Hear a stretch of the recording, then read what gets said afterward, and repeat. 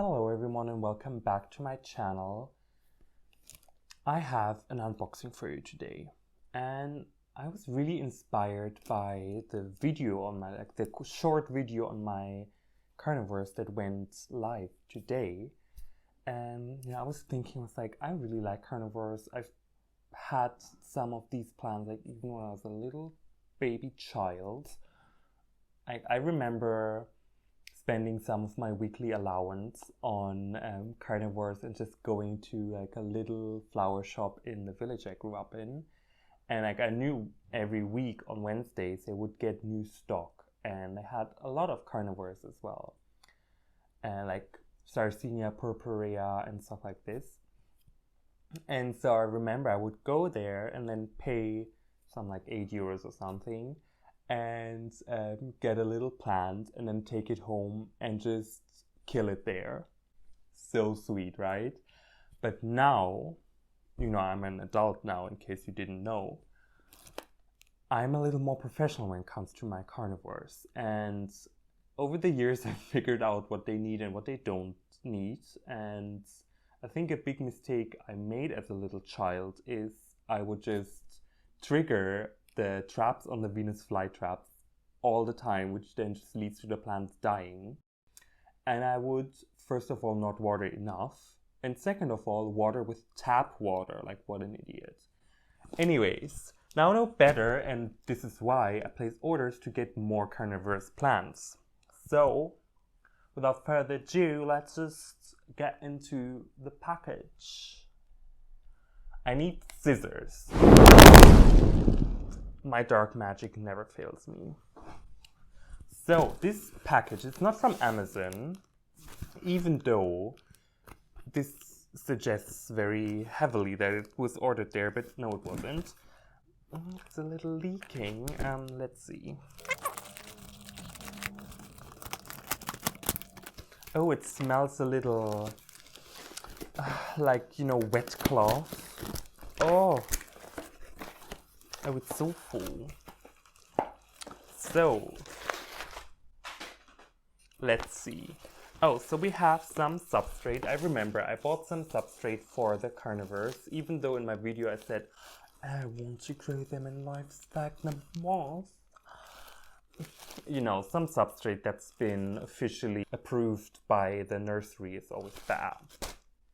And then this is, oh, are you kidding me? I wanted to get some live Sphagnum moss, but can you see this? What is this? This is just sad. It looks like rotten wakame salad. It smells really nice though. Let's hope I can use my necromantic skills and revive this. It's so full. But then the plants I really wanted to get are, so there are two plants in here. Maybe I shouldn't tell what they are, let's just be surprised. But one of them is a solution to my Drosera infestation. Let's just hope it's the first one I grab. And yeah, now I know why it's all wet and smelling a little wet for wet. Okay, let's see. So this is potted really interestingly. Scissors. Ugh. Oh, no, this is not the plant I want as a solution for my issues. I could already see a little page. This is actually a pretty rare plant, and it's kind of hard to get. Oh, and it's completely molded in the middle. Ooh! Ooh! Well, that's not nice. Let's, rot. Oh, it's rotten. Oh, it's awful. I need some time to recover. Anyway, so this is Cephalotus follicularis, and I really hope that, let me just show you, this is what the plant looks like. The pot is ridiculously heavy, so they shipped this wet, and it did not fare well. I really hope that there are some like nodes that are still alive, because I feel like this one had completely, like, complete crown rot. Can you see this? Complete crown rot.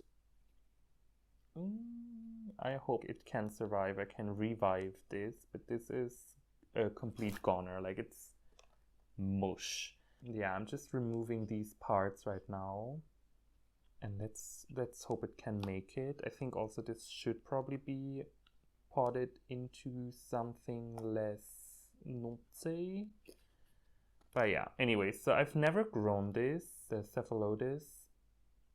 It's a tropical kind of little pitcher plant from Australia, I want to say. But I think after just quickly cleaning it up, maybe this will bounce back, and we can, well, yeah, we can manage. It's fine. This is fine. We're fine. It's all fine. This is a really cute little plant. It's fuzzy, and it produces these little pitchers. So it's a little bit like Nepenthes, but in tiny. So I love that. The next up, this is the plant that I wanted to solve all of my issues with flying nasty insects. Because as you can see, I just have like fruit sitting here. Figs are in season. I love figs. Cannot wait to eat these. I might just eat them in one sitting. Can't wait for the local ones to get ripe so I can just run around town and steal everyone's figs and then eat them. Not that I would ever do that. Anyways, this is the... Oh, get off it. This is Drosera rotundifolia. It's actually an endemic species of sundew. Yeah, and they have it in live sphagnum moss as well. You can see there are little sphagnum moss thingies. Yeah, I think this one, after I clean it up, this is probably also going to bounce back. Shipping was really not great for them. I think, yeah, since they probably need to be shipped really wet. Yeah, because the package arrived earlier this week and it's been sitting at the post office for a few days. I just didn't have the time to pick it up. It's just my fault. I should have just been at home. Like, sorry, can't come to work. I have carnivorous plants arriving, right? Makes sense. Let me just quickly clean off this. So this plant bloomed this year, which is really cute. I love this. They're just so shameless. They're like, look, we eat insects, but we also use them to get pollinated. So they're like, what don't you do? You're so evil, which is why I love you so much. Anyways, let me just quickly snip this off. I think also this one is going to bounce back. I can see quite like new growth there. I don't know if this is going to focus, if the zoom is going to be good enough.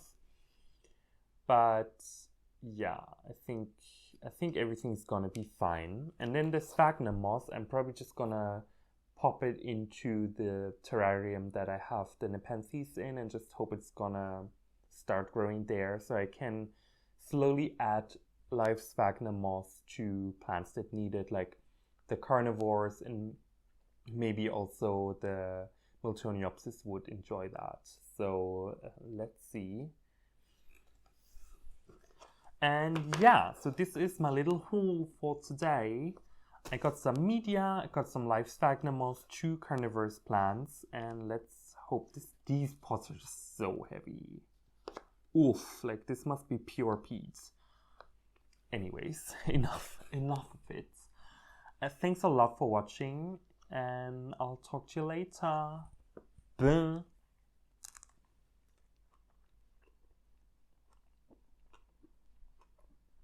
Hello everybody, I would like to give you an update on the plants. I am filming this, I guess, like 2 months later, so this is 2 months after unboxing, and elephant in the room, yes, my one and only Pavipetalum is in bloom. But, so, this is the Sarracenia, which I already had before, but I'm really happy with it because it recovered after I completely ignored it for a few days there. When these plants go dry, they really hate that, but it recovered, and actually it even made a little bloom over there, which I'm also super thrilled by. I didn't think it would do it this year. That's beautiful. But then, there you go, this is the Drosera. I cleaned it up, removed kind of the spent flowers and so on, and I don't know, it's just kind of a bunch of rosettes just sitting there these days. Just only very few leaves are actually developed. I wonder if it's already going into hibernation, because I know since this is native species to Europe, I know that this really does need a winter rest. And yeah, maybe that's what it's getting ready to do. I mean, it is November already and the days are much shorter, so I guess that's what's going on. And then you've already seen it. This is the Cephalotus follicularis, which came with completely rotten crown here. And these two pictures survived. I feel like the plant has been kind of dormant, more or less, so it hasn't really done a lot ever since I received it. I'm watching these eyes here because I feel like there might be something swelling, but other than that, it's just been sitting there, not declining, but also not really growing any further, which I guess is a good thing, right? Like, staying stagnant is better than going down. But as you can see, this pot is also full of some slimy algae, and haven't really repotted them. Maybe I should do that. Yeah, let me know if you know anything about Cephalotus. This is literally the first time I'm growing this. Yeah, I'm really inexperienced with it. So if you know about these plants, if you've done any experiments with them, let me know. But this plant is, yeah, let's see. I hope it will kind of bounce back, and then we'll see. Oh, and yeah, this is the Venus flytrap, is still going very strong. This year it became really big. This used to be tiny, and I'm really happy with it. It's been munching on, as you can see, it's been eating a lot of flies. I've had like a fruit fly infestation, I guess like 2 months or so ago, where it just had some moldy peach and it attracted a lot of fruit flies, and then this Venus flytrap just had a lot of food, and I think it's really investing these nutrients into new structures right now, which I'm really happy about. So yeah. And then here, I don't know if you can really see it. I know I didn't buy this one, but just as a quick update, this is my Nepenthes Bloody Mary. Yeah, it's just been doing fine. I used to keep the Sphagnum moth in here. That died. The Sphagnum moth really did not enjoy its time here. It also kind of came as like kind of squished up or can't sell it. So I'm like, what's Gypsy? And yeah, nothing really grew. So I got rid of that. But the Nepenthes Bloody Mary is doing really well. I really love it. And yeah, that's the update 2 months after the haul. Say thanks a lot for watching. Australia, you are not alone. You are not alone. Cracking, mate.